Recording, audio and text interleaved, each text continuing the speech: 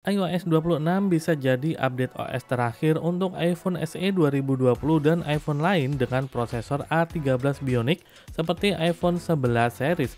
Setelah menjajal iOS 26 ini dalam bentuk developer beta dan public beta selama lebih dari sebulan, ada plus dan minus ketika saya install di iPhone jadul ini.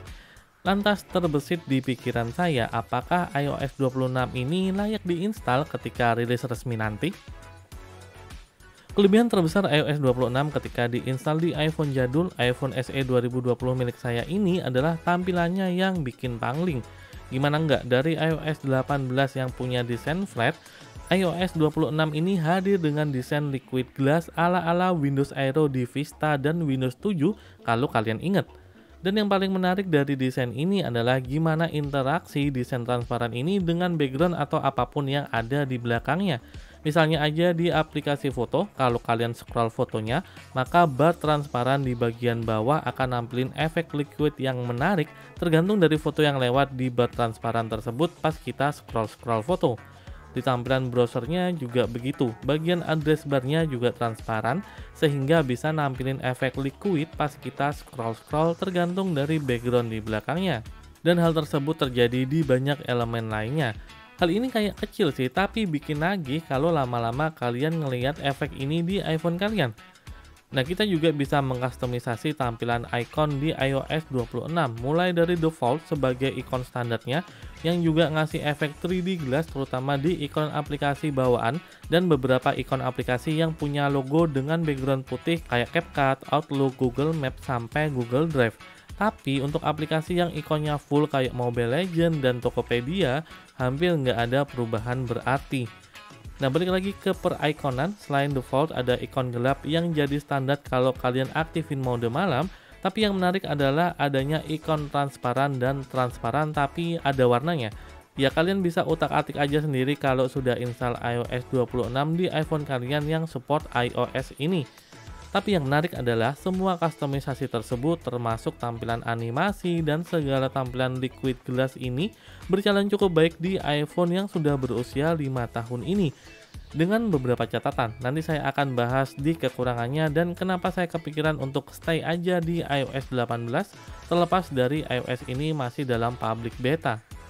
Di iPhone saya ini sudah pakai versi public beta terbarunya, entah versi keberapa yang rilis di awal Agustus kemarin kalau nggak salah. Dan karena rilis resminya itu bulan depan, saya bisa katakan bahwa public beta ini sudah minim bug dan bisa kalian jadikan untuk harian kalau kalian nggak sabar untuk nyobain iOS 26 di iPhone kalian. Tapi ya jangan ngarepin adanya fitur baru yang wah atau gimana-gimana. Secara iPhone saya ini sudah tergolong jadul dan kebanyakan update iOS untuk HP jadul begini itu berkutat di seputar tampilan dan redesign di sana-sini.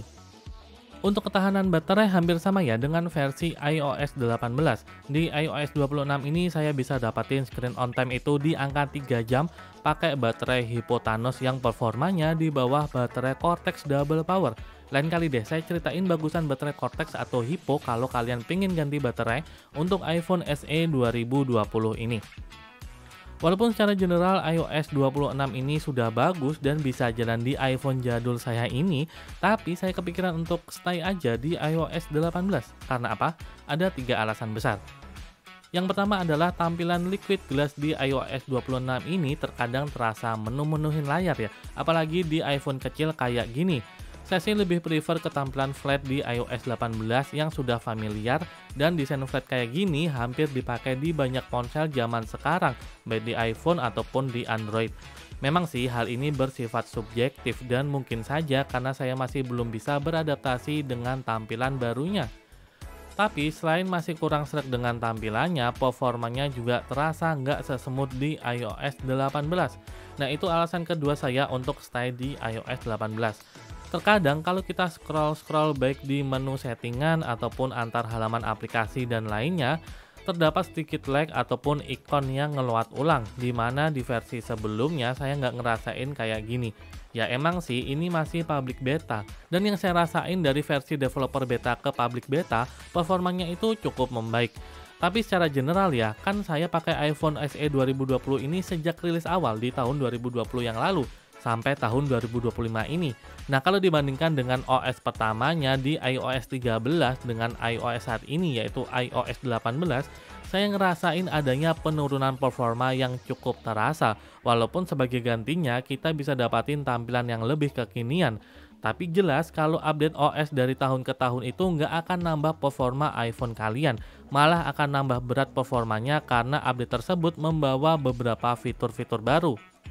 Nah, hal ketiga adalah tidak adanya fitur baru di iOS 26 ini kalau diinstal di iPhone SE 2020. Hal ini terbilang cukup wajar ya karena HP ini sudah berusia 5 tahun, jadi kebanyakan kalau update OS yang didapatkan hanya sekedar perubahan tampilan dan update keamanan. Ada sih beberapa fitur baru tapi nggak semua fitur bisa kita dapatkan di update terbaru untuk iPhone jadul kayak gini. Ya itulah alasan-alasan yang ngebuat saya pengen stay di iOS 18 aja. Toh selama setahun terakhir ini saya pakai iOS 18, nggak ada masalah berarti terutama untuk iPhone jadul kayak gini. Tapi emang jujur sih update OS kayak gini tuh yang ngebuat saya excited lagi untuk pakai iPhone jadul saya ini setiap tahunnya. Jadi kayak tiap tahun itu di refresh biar punya alasan untuk pakai iPhone jadul ini sampai jebol. Dan tentunya pengguna iPhone nggak akan ketinggalan zaman walaupun HP-nya ya udah mulai kemakan usia. Sayangnya setelah upgrade ke iOS 26 nanti kalau sudah rilis resmi, kita nggak akan bisa kembali ke iOS 18. Kalaupun ada caranya sudah jelas bukan cara dari Apple, cenderung lumayan ribet dan takutnya malah ada malware-nya. So, gimana menurut kalian yang udah pakai iOS 26 di iPhone terutama untuk iPhone SE 2020 dan iPhone 11 series? Puas nggak dengan performa dan tampilannya? Atau malah pingin stay aja di iOS 18? Coba deh ceritain di kolom komentar.